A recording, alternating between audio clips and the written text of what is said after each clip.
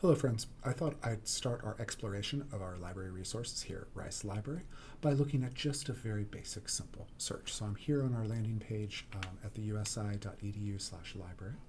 I'm going to use the third box over from the left, and I already have it filled in.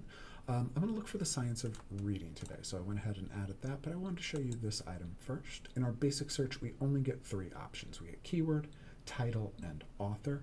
I'm just going to use keyword because I don't know titles and authors. I'm not going to click advanced search because I'm just doing a basic search here today for this first slide, and I'm going to go ahead and hit enter.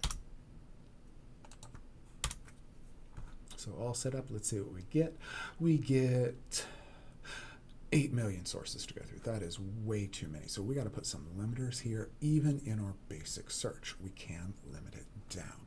First thing I'm going to do is click full text. So I only want things that I can read online since I'm an online student. I'm also going to limit it bound to the last year here. Make sure it's peer reviewed.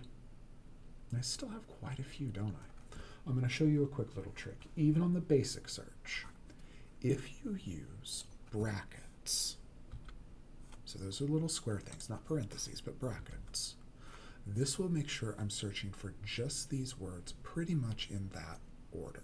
So now, when I hit enter, should be down to about 400, about 500 sources just on the science of reading. So there's one quick trick I've showed you to limit down your searches just by using those brackets.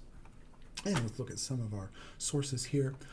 This one's for Australian children. You might consider that, but I'm looking more for items in the United States, particularly in Indiana, if I can find them.